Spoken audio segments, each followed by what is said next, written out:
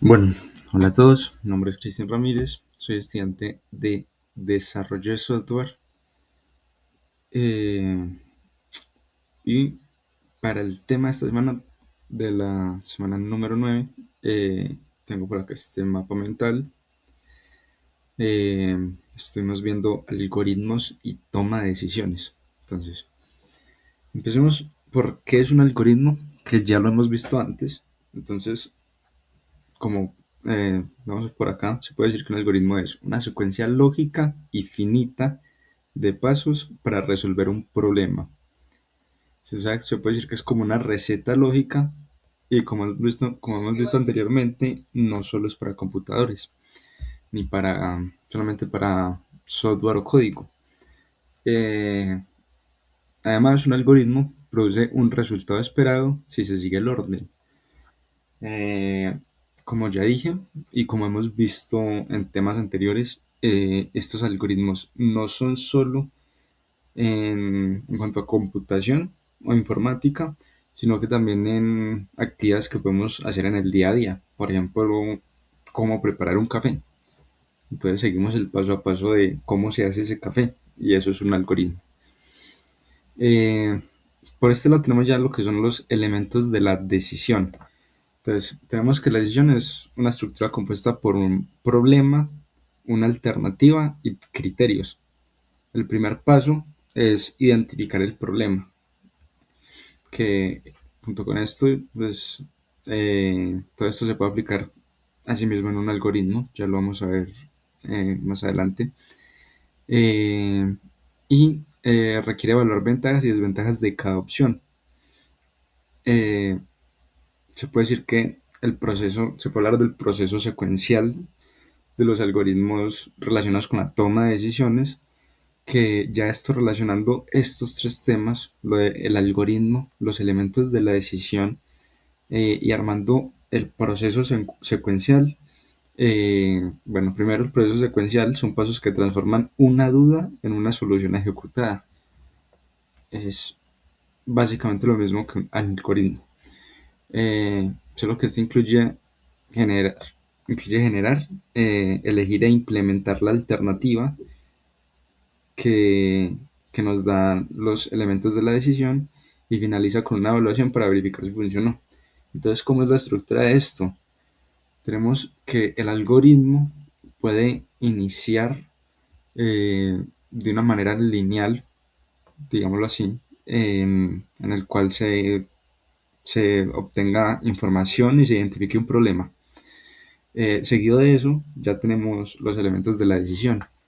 Llega un punto en el que el algoritmo, no siempre, algunos algoritmos eh, tienen que elegir diferentes alternativas para solucionar X problemática. Un ejemplo de esto, también aplicado a la vida real, de estos elementos aplicados a la vida real, es por ejemplo cuando vamos a comprar un nuevo teléfono. El problema es qué teléfono vamos a comprar. Las alternativas podrían ser las diferentes marcas que hay y modelos de celulares, y los criterios ya serían como lo que nos va a decir cuál es la mejor opción para nosotros. Entonces los criterios sería, por ejemplo, cuál es más barato, cuál me puede ser más útil, cuál tiene mejor rendimiento, entre otras. Eh, entonces, si aplicamos todo esto a la codificación o aplicado pues a lo que vendría siendo eh, la computación, la informática, en el desarrollo de software tenemos que el algoritmo cuando llega a un punto donde debe decidir, tiene estos mismos elementos. O sea, estos elementos que ya vimos aplicados a la vida real los tiene el código, que viene siendo las condiciones o los condicionales, que son los que nos van a ayudar a llegar a X solución. Entonces, primero se identificó el problema.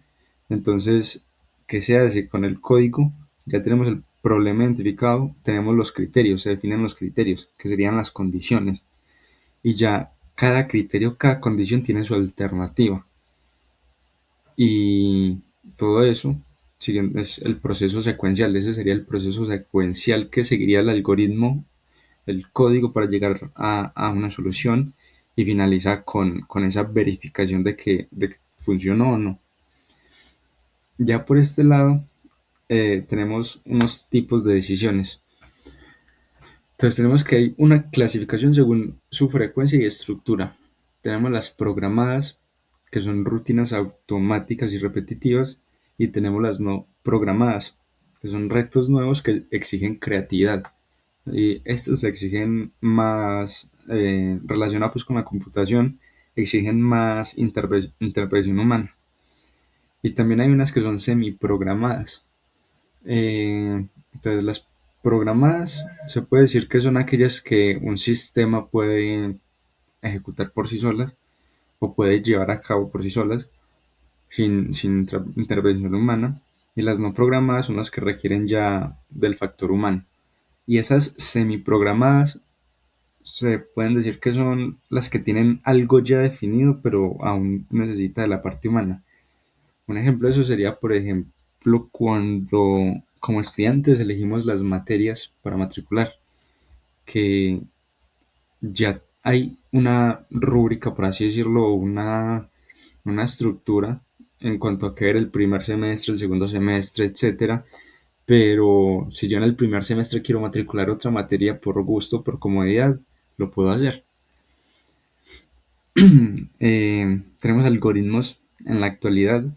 Entonces tenemos que en la actualidad las herramientas tecnológicas están para optimizar la vida diaria. Por ejemplo, tenemos Google Maps con sus rutas.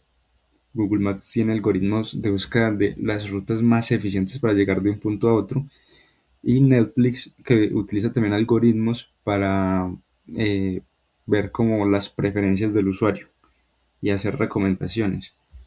O sea que los algoritmos en la actualidad ayudan a manejar grandes datos con rapidez y precisión.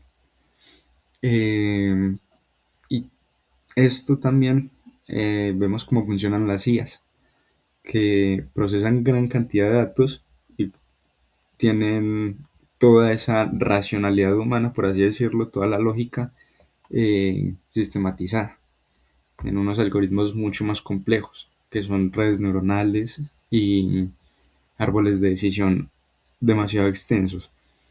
Y por último tenemos algo que también se debe hablar cuando se habla de toma de decisiones y algoritmos en la actualidad, es la racionalidad de intuición. Entonces tenemos que el algoritmo aporta la estructura y el humano aporta la ética. Y las buenas decisiones combinan datos y pensamiento analítico.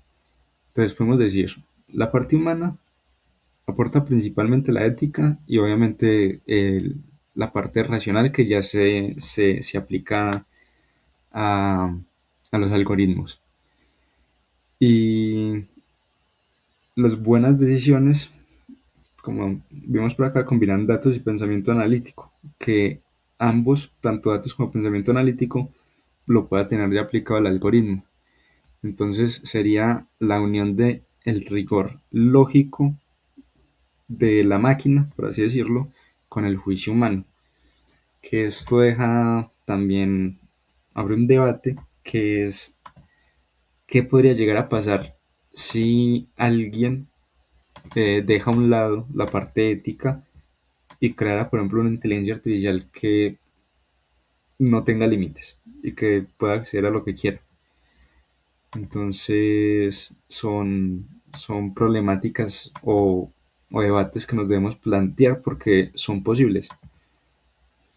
Y eso sería todo sobre algoritmos y tomas de decisiones. Muchas gracias.